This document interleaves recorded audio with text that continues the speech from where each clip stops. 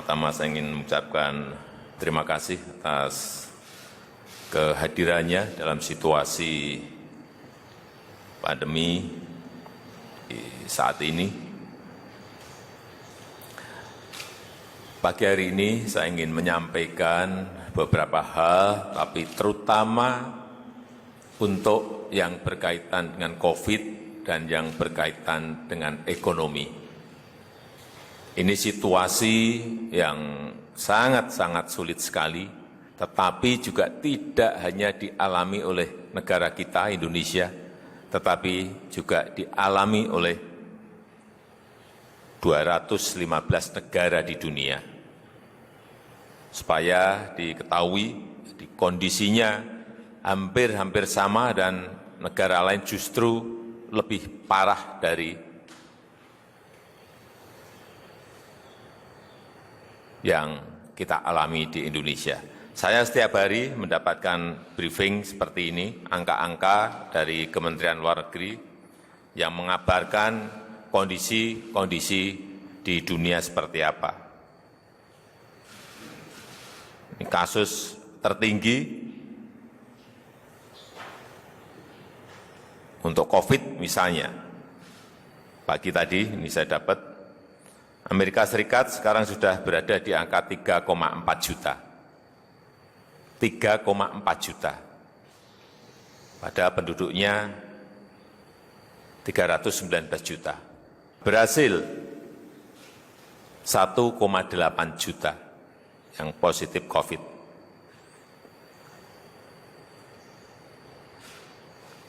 Ini yang gede-gede. Kemudian hari ini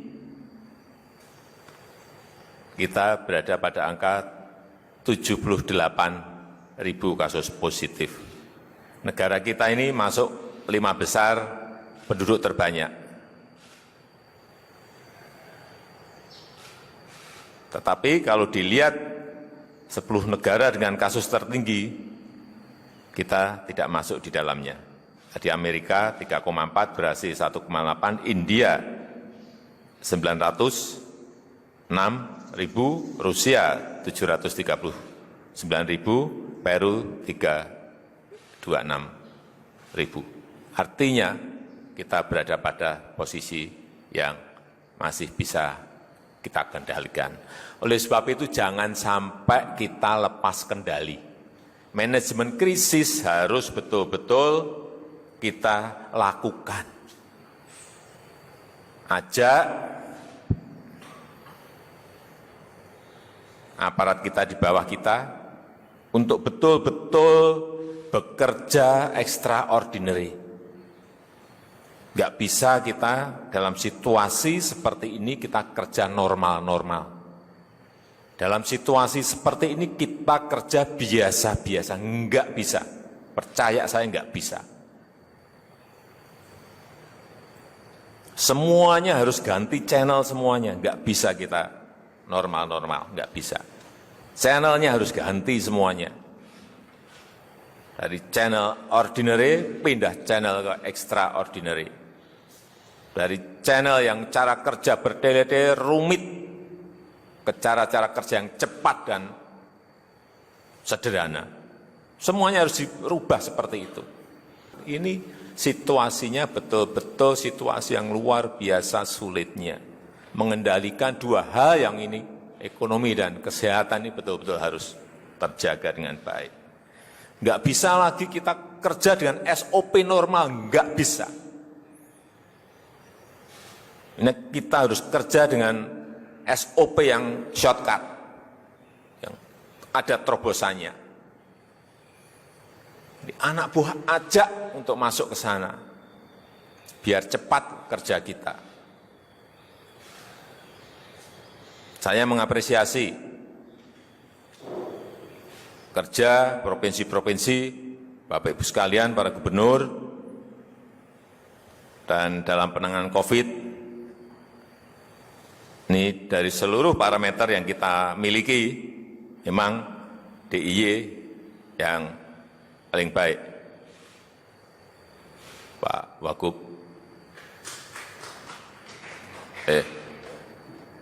Bangka Belitung juga masuk, ini yang 5 besar yang baik.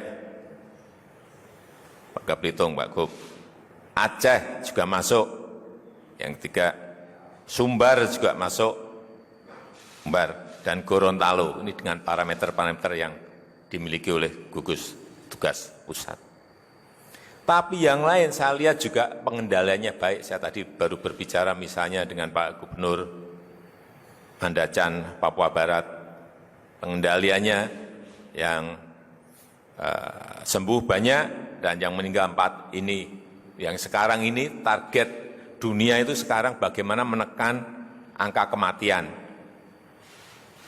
Yang kedua, bagaimana tingkat kesembuhannya setinggi-tingginya. 2 ini yang sekarang dikejar oleh negara-negara di dunia. Karena mengendalikan COVID-nya, kasus positifnya sangat sulit. Penekanannya ada di 2 hal itu. Tapi kalau bisa 3-tiganya, kasus positifnya turun, berarti positivity rate-nya, persentasenya juga turun, tetapi angka kesembuhan dinaikkan, angka kematian diturunkan serendah-rendahnya. Bukan barang yang gampang, tapi sekali lagi ini bukan barang yang gampang. Dan beruntung sekali, kita sekarang ini, kondisi ekonomi kita, meskipun di kuartal kedua, pertumbuhannya kemungkinan, ini dari hitungan pagi tadi yang saya terima, kuartal kedua mungkin kita bisa minus ke 4,3. Di kuartal pertama kita masih positif 2,97. 2,97. Saya nggak bisa bayangin kalau kita dulu lockdown gitu mungkin bisa minus 17. Perlu saya sampaikan, ini saya 3 bulan yang lalu, saya telepon Ibu Kristalina, ini managing director-nya IMF. Dia menyampaikan pada saya di telepon bahwa dunia akan terkontraksi dan global growth hanya akan tumbuh kira-kira 2,5% minus. Tapi terakhir, setelah itu Bank Dunia mengatakan, David mengatakan, minus 5%. Tapi terakhir OECD, angkanya sudah berubah total lagi. Sangat dinamis harian ini, ketidakpastian ini harian, bukan mingguan, harian. Terakhir sudah berada pada angka minus 6 sampai minus 7,6. Betapa beratnya situasi ini. Dan bahkan di tahun 2020, perkiraan-perkiraan sudah berubah total. Terakhir yang saya terima dari OECD, Perancis misalnya di angka minus 17,2%. Inggris minus 15,4%. Jerman minus 11,2%. Amerika minus 9,7%. Minus semuanya. Negara-negara minus, nggak ada yang plus semua. Pada di awal kita, IMF itu memperkirakan Indonesia masih minus, masih plus. Yang plus itu Cina, India, Indonesia. Oleh sebab itu, saya minta pada para gubernur agar rem dan gasnya ini diatur betul. Jangan sampai tidak terkendali. Nggak bisa kita ngegas yang hanya ekonomi saja nggak bisa. Nggak COVID-nya juga nanti malah naik kemana-mana, nggak bisa. Dua-duanya ini harus betul-betul di gas dan remnya diatur betul. Semuanya terkendali semuanya. Oleh sebab itu di semester kedua, terutama di kuartal ketiga, kita harus berani berbuat sesuatu untuk ini diungkit ke atas lagi. Momentumnya adalah di bulan Juli, Agustus, dan September. Kuartal ketiga. Momentumnya ada di situ. Kalau kita nggak bisa mengungkit di kuartal ketiga, jangan berharap kuartal keempat akan bisa. Udah, Harapan kita hanya ada di kuartal ketiga, Juli, Agustus, dan September. Apa yang harus kita lakukan di bulan ini? Kita tidak bisa mengharapkan lagi yang namanya investasi. Itu pasti minus pertumbuhannya. Yang bisa diharapkan sekarang ini, semua negara hanya satu yang diharapkan, yaitu belanja pemerintah, spending kita, belanja pemerintah. Oleh sebab itu jangan sampai ada yang ngerem. Kalau ekonomi di provinsi, Bapak Ibu semuanya, ingin cepat pulih, belanjanya semuanya harus dipercepat. Kuncinya hanya di situ. Enggak bisa lagi kita mengharapkan sekali lagi investasi swasta, enggak, karena ini munculnya memang harus dari belanja pemerintah. Kredit perbankan yang dulu bisa tumbuh 12%, bisa tumbuh 13%, bisa tumbuh 8%, jangan berharap lagi dari sana. Sekali lagi, belanja pemerintah. Oleh sebab itu, saya berharap belanja yang ada ini harus dipercepat. Karena itu akan menaikkan konsumsi domestik kita, konsumsi rumah tangga kita. Yang di kuartal kedua ini turun, anjlok. Perlu saya ingatkan, uang Pemda yang ada di bank itu masih 170 triliun. Gede sekali ini. Saya sekarang cek harian. Kementerian saya cek harian. Berapa realisasi? Ketahuan semuanya. Kemarin saya ulang lagi ini, ada peningkatan, saya baca semuanya sekarang.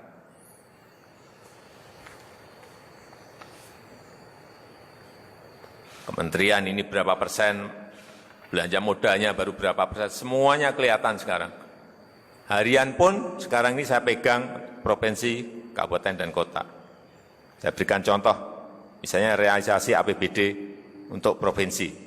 Saya bacakan, DKI 45%, Nusa Tenggara Barat 44%, Sumatera Barat 44%, Gorontalo 43%, Kalimantan Selatan 43%, Provinsi Bali 39%, Kalimantan Tengah 38%, Provinsi Banten 37%, Kepulauan Riau 35%, Sulawesi Selatan 34%, Lampung 32%, Papua Barat 32%, Kalimantan Utara 31%, Bangka Belitung 31%, Kalimantan Timur 31%, Jawa Timur 30%, Sulawesi Utara 29%, Jambi 28%, Bengkulu 27%, Sulawesi Tengah 27%, DIY 27%, Jawa Tengah 27%, Riau 27%, Sumatera Utara 25%, Jawa Barat 24%, Sulawesi Barat 24%, Aceh 23%, Kalimantan Barat 22%, Maluku 21%, Nusa Tenggara Timur 21%, Maluku Utara 17%, Papua 17%, Sulawesi Tenggara 16%, Provinsi Sumatera Selatan 16%. Ini secara total, itu belanja pegawai, belanja barang dan jasa, dan belanja modal. Tetapi kalau kita lihat, yang menggerakkan, yang paling menggerakkan dari belanja-belanja itu adalah belanja modal. Karena yang pegawai itu rutin. Belanja modal, coba kita lihat. Sumatera Selatan, hati-hati, masih 1,4. Ini sudah bulan Juli. Belanja modalnya. Sulawesi Tenggara, belanja modal 5,6. Papua 4,8. Maluku Utara 10,3, NTT 19,6, ini belanja modal. Kalimantan Barat 5,5% belanja modal. Aceh 8,9 belanja modal. Masih rendah-rendah sekali. Hati-hati. Birokrasi kita harus kita ajak agar ada speed di sini. Hati-hati. Ini kalau tidak kita ingatkan, belanja modalnya masih rendah-rendah semuanya. Ini yang juga kemarin saya ingatkan kepada Menteri.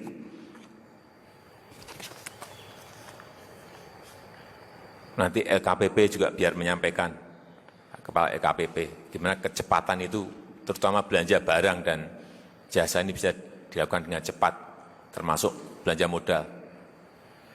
Hati-hati tahun yang lalu, bulan November itu masih ada 15 triliun bulan November masih lelang. Ini hati-hati. Kalau birokrasi kita, dinas-dinas kita enggak kita kendalikan.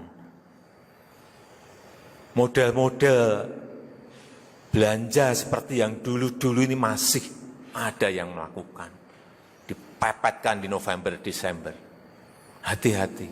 Sekarang ini yang kita butuhkan untuk semua provinsi adalah Juli, Agustus, September sekali lagi. Nanti Pak Roni biar sampaikan bagaimana SE yang dikeluarkan untuk mempercepat itu. Sekarang kita dampingi BPKP ngecek terus juga agar tidak ada terjadi kekeliruan. Saya kira Bapak Ibu para gubernur juga bisa melakukan hal yang sama agar betul-betul belanja kita ini bisa cepat. Kalau kita sudah memiliki angka-angka seperti ini, ya, sudah kelihatan semuanya.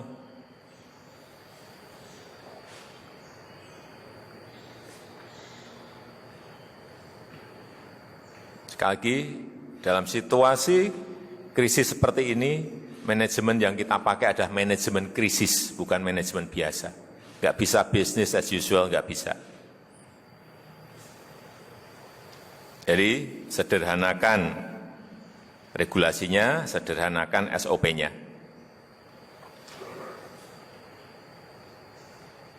Yang terakhir, ini kembali ke COVID, saya meyakini para kepala daerah, utamanya para gubernur, bisa mengontrol manajemen pengendalian COVID ini, sehingga benar-benar kita dianggap memiliki kemampuan dalam mengelola negara ini. Yang kedua, saya juga akan segera mengeluarkan inpres kepada gubernur dalam rangka apa? Agar keluar yang namanya sanksi untuk pelanggar protokol. Saya kira sudah ada yang mendahului Jawa Barat, saya kira sudah mulai memberi sanksi. Memang harus diberi sanksi. Kalau enggak, masyarakat kita ini tidak memiliki kesadaran untuk pakai masker, untuk jaga jarak, dan kita serahkan kepada gubernur sesuai dengan kearifan lokal masing-masing mengenai sanksi ini memang harus ada.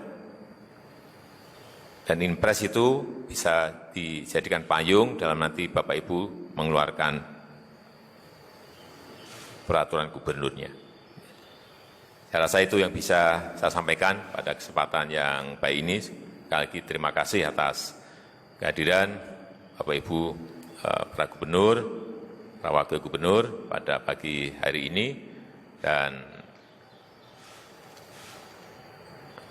negara, rakyat, dan bangsa mengharapkan sekali kita semuanya bekerja keras dalam mengendalikan COVID maupun ekonomi di negara kita. Terima kasih. Wassalamualaikum warahmatullahi wabarakatuh.